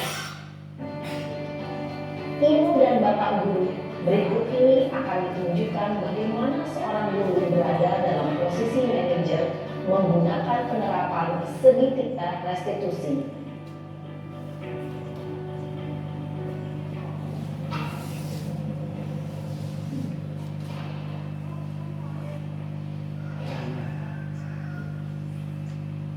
Siang Sarah. Siang Pak. Sudah lama nggak ketemu Sarah. Kenapa hari ini ada di sini? Kesel Pak, kesel banget. Masa aku dikatain tukang fitnah Pak? Salahnya aku baru dikatain Eka di depan kelas. Kesel banget. Oh begitu. Ya pasti kamu marah dan kesal. Bapak juga akan marah apabila ada yang menuduh Bapak seperti itu. Kemudian pada saat itu kamu mau melakukan apa? Ya saya harus mengatain Eka lah Pak. Kesel banget. Saya bentak-bentak dia depan teman-teman lain. Oh, pasti kamu melakukan seperti itu karena suatu alasan tertentu, bukan? Iyalah, masa saya diam saja Pak? Ya saya bela diri lah. Masa saya dituduh tukang fitnah? Ya wajar. Mempertahankan harga diri itu sesuatu yang penting buat kamu. Untung kamu tidak bertindak lebih gegabah lagi, hanya membentak-bentak. Iya Pak. Si bersabar dan hanya membentak saja. Sudah gemes padahal. Saya pasti bela diri lah. Ya pasti ya. Tapi Pada posisi ini Bapak Ibu, anak itu guru memvalidasi tindakan yang salah. Jadi tindakan yang salah pada murid itu divalidasi. Gitu. Kita lanjutkan.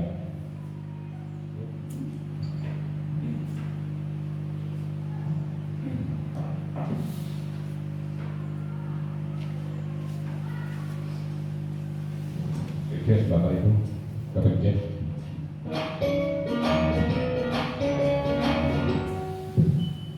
Salam dan bahagia Ibu dan Bapak guru hebat. Pada video kali ini kita akan membahas tentang salah satu program disiplin positif yang diterapkan di lingkungan yang dikenal dengan nama restitusi.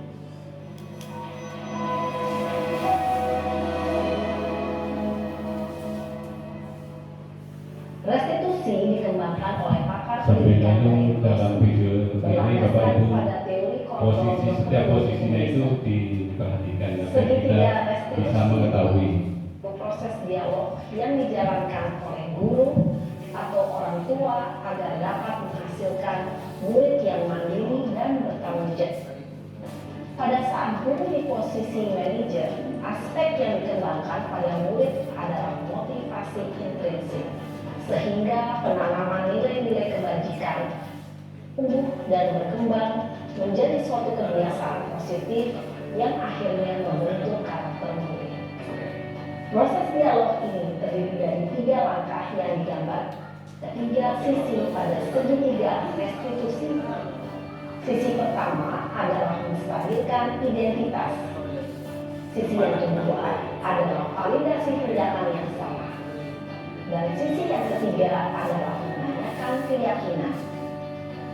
Ibu dan Bapak guru, berikut ini akan ditunjukkan bagaimana seorang guru berat posisi manajer menggunakan penerapan segitiga restitusi.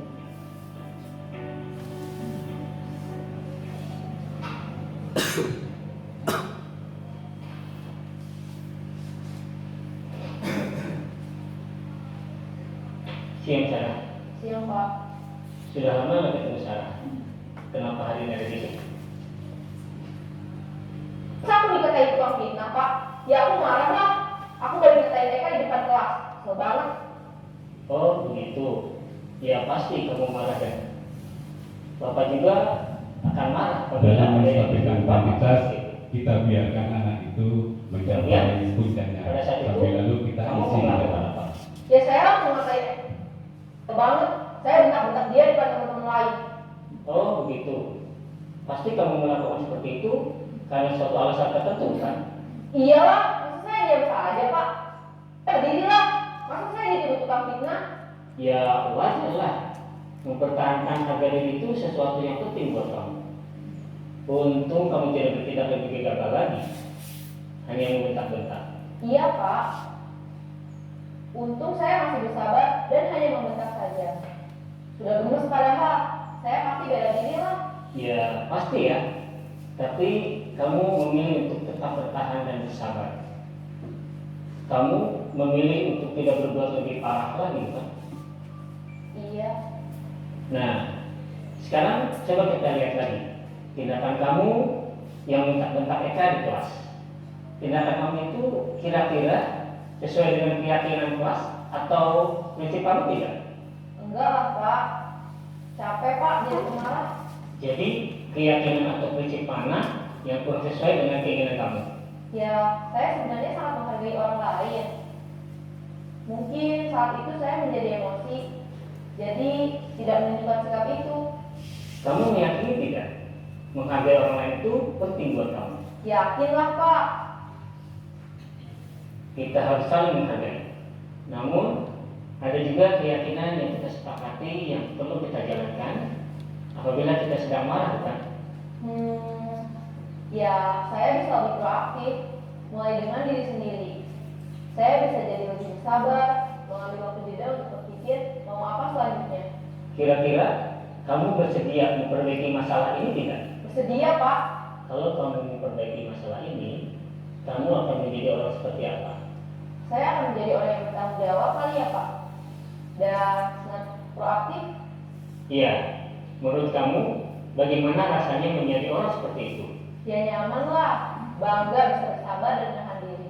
Baiklah kalau begitu. Yuk kita pikirkan bagaimana memperbaiki masalah ini.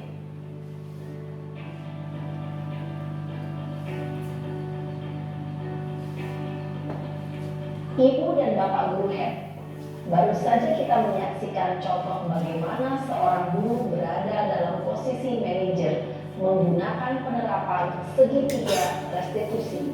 Mari kita bahas.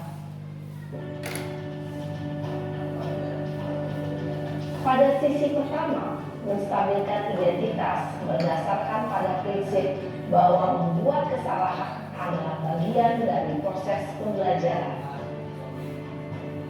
Sisi pertama dari segitiga ini berperan menggeser identitas murid dari identitas gagal ke identitas sukses.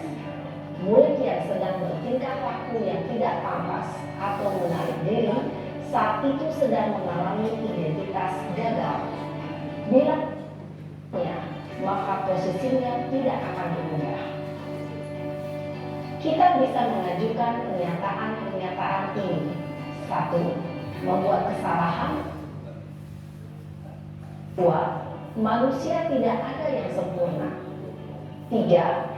Kita bisa memperbaiki masalah ini. 4. Saya tidak menanyakan kesalahannya. Saya lebih fokus bagaimana memperbaiki masalah ini. 5. Apakah saat ini kamu tengah menjadi orang yang baik untuk dirimu sendiri? Pada sisi kedua, validasi tindakan yang salah berlandaskan pada prinsip bahwa setiap tertentu. Guru yang telah memahami teori kontrol akan bergeser dari pemikiran stimulus respon aktif dan mencoba untuk mengenali tujuan dari perilaku murid, mengenali dan mengakui kebutuhan murid ini dapat memperbaiki hubungan dengan murid tersebut. Pernyataan atau pertanyaan bisa disampaikan dengan nada suara tidak menghakimi atau memojokkan, sehingga dapat mengembalikan murid pada posisi positif.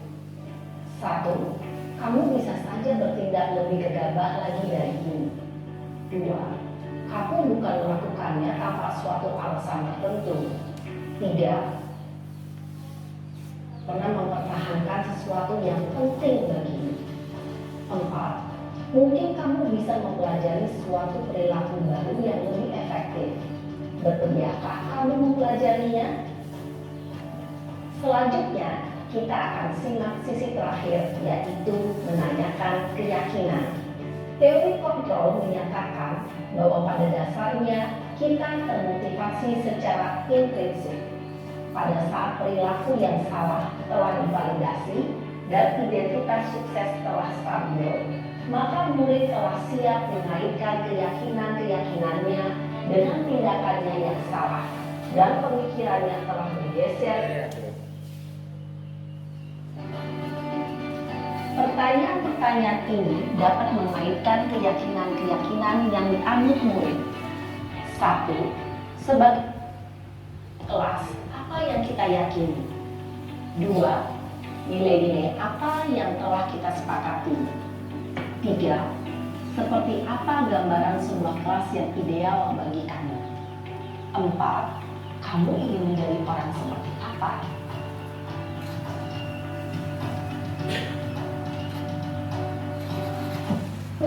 segitiga restitusi perlu diperhatikan beberapa hal, yaitu: 1. Perilaku yang salah perlu dikaitkan dengan nilai-nilai atau keyakinan-keyakinan yang telah disepakati atau dituju. 2. Kesediaan orang yang melakukan kesalahan untuk memperbaiki masalah. 3. Pemecahan masalah sebisa mungkin memiliki hubungan dengan masalah yang ada. 4. Usaha.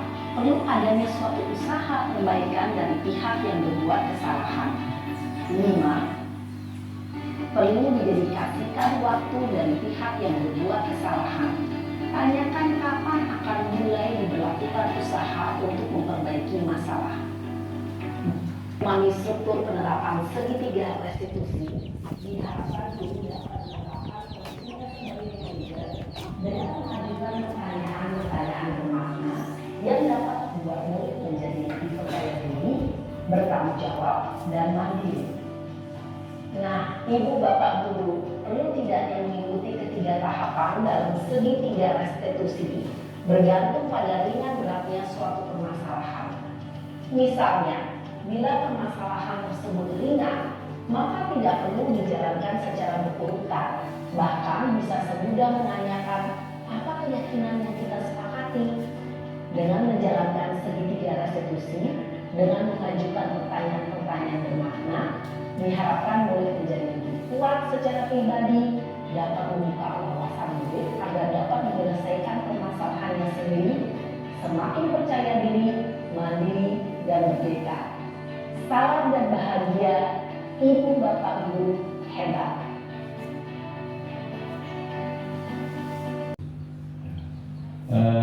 Hanya itu Bapak Ibu yang dapat saya paparkan atau sharing kepada Bapak Ibu. Semoga apa yang telah saya paparkan dari awal sampai terakhir ini bisa bermanfaat bagi Bapak Ibu guru hebat semuanya dan bisa membuat anak didik kita sehingga akan tercipta peserta didik termasuk diri kita sendiri bisa menumbuhkan budaya positif.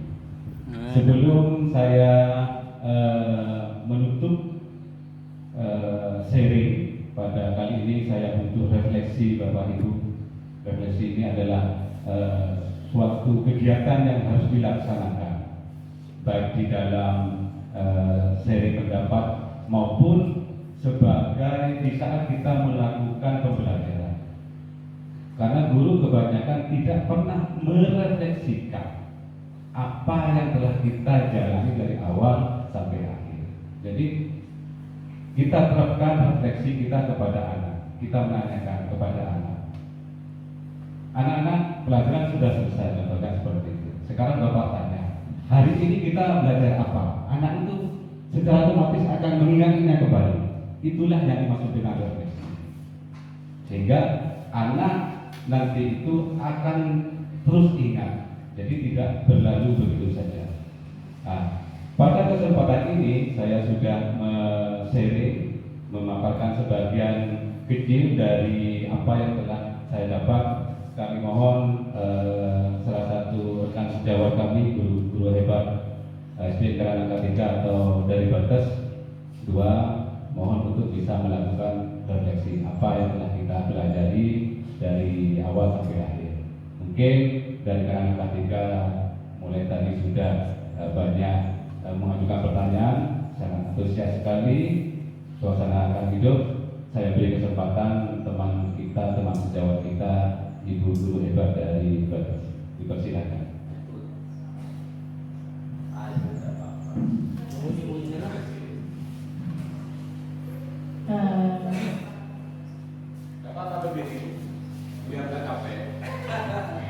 Terima kasih untuk kesempatannya. Alhamdulillah dari awal sampai akhir acara ini banyak hal yang bisa saya dapatkan, terutama tentang keyakinan kelas, bagaimana untuk membuat kesepakatan kelas yang nantinya insya Allah akan kami terapkan di sekolah kami. Sungguh sangat bermanfaat untuk pertemuan hari ini, sangat bermanfaat sekali. Mungkin juga Bapak ya. dalam menghadapi masalah. Ya, bagaimana kita menghadapi masalah atau juga istilahnya nanti ketika berhadapan dengan siswa kontrol kelasnya bagaimana, seperti itu. Jadi mudah-mudahan bisa kami terapkan nanti di sekolah. Mungkin itu saja. Terima kasih. Terima kasih Ibu Puji atas refleksinya. Harapan saya juga semoga apa yang telah dipaparkan, disampaikan kepada Bapak Guru hebat ini akan bermanfaat untuk saya sendiri, untuk Bapak Ibu, terutama untuk pendidikan anak didik kita. Kurang lebihnya mohon maaf apabila dari awal sampai akhir ini ada hal-hal yang kurang berkenan. Saya akhiri dengan segala kerendahan hati saya. Sekali lagi mohon maaf. Akhiron, wabillahi taufiq wal hidayah. Wassalamualaikum warahmatullahi wabarakatuh. Waalaikumsalam warahmatullahi wabarakatuh. Kami tutup. Saya pun juga seperti itu, hal yang baru terkait keyakinan itu. Yang saya sangat menarik yaitu dalam proses keyakinan menuju kebudayaan baru, dan kita harus lakukan yang paling akhir, yang nomor 5 yang tadi itu banyak sekali dalam permasalahan-permasalahan di dalam kelas. Harapan saya Bapak dan Ibu wajib melakukan kegiatan yang seperti tadi itu, yang nomor 5 Bapak Ibu, yang sebagai manajer seperti itu. Hanya itu yang bisa saya sampaikan. Terima kasih atas kehadiran Bapak dan Ibu yang telah ngomong dari awal sampai akhir. Ya. Ini konteks luar saja Pak. Ini masalah Bapak tadi sudah menerangkan kepala sekolah bahwa hal yang terbaik untuk melanjutkan budaya positif melalui kegiatan kelas, yaitu yang nomor 5, yaitu manajer. Apakah manajer itu tidak lebih seperti seorang PP, Pak? Kalau di dalam tingkatannya seorang manajer itu bisa per kelas atau kita membuat suatu tugas baru kepada guru untuk dipilih menjadi manajer di dalam sekolah. Karena kalau saya melihat ulasan tadi itu, manajer itu kurang lebih seperti PP. Terima kasih. Ya, sangat betul sekali Bapak. Istilahnya manajer itu untuk diri kita sendiri memposisikan kontrolnya. Kalau di SD kan memang tidak ada BK itu. Kalau di SMP atau SMA memang ada.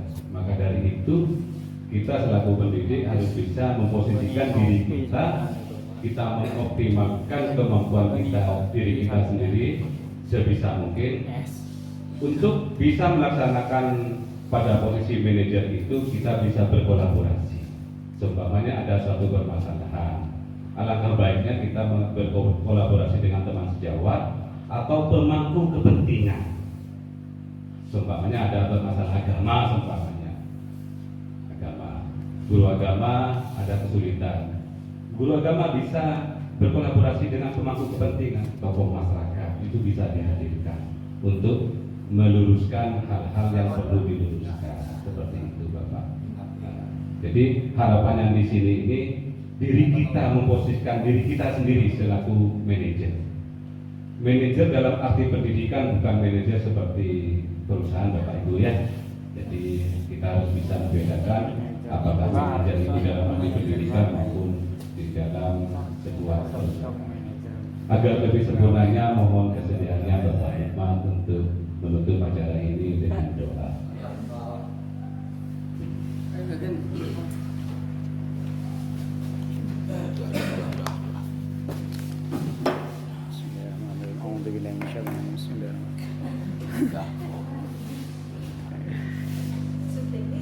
Iya. Bismillahirrahmanirrahim. Alhamdulillahirabbil alamin. Allahumma shalli ala sayyidina Muhammadin al-Fatih lima ughliqa wal khatim lima sabaqa nasiril haqqi bil haqq wal hadi ila siratikal mustaqim wa ala alihi haqqa qadrihi wa miqdarihi al-azim.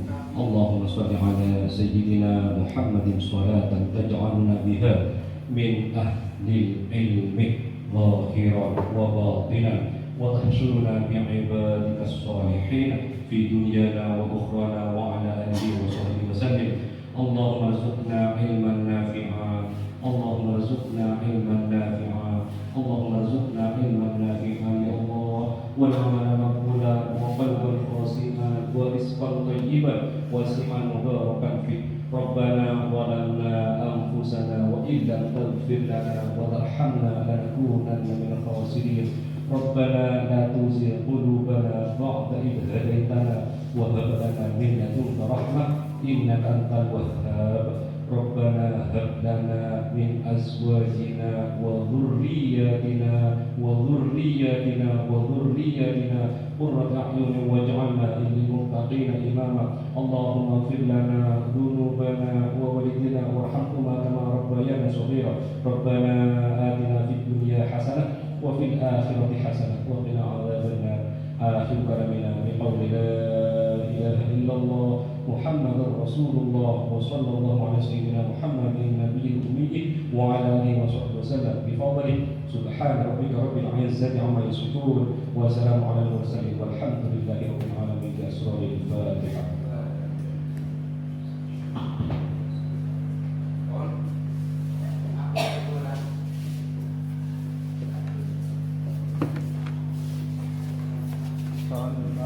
Salam.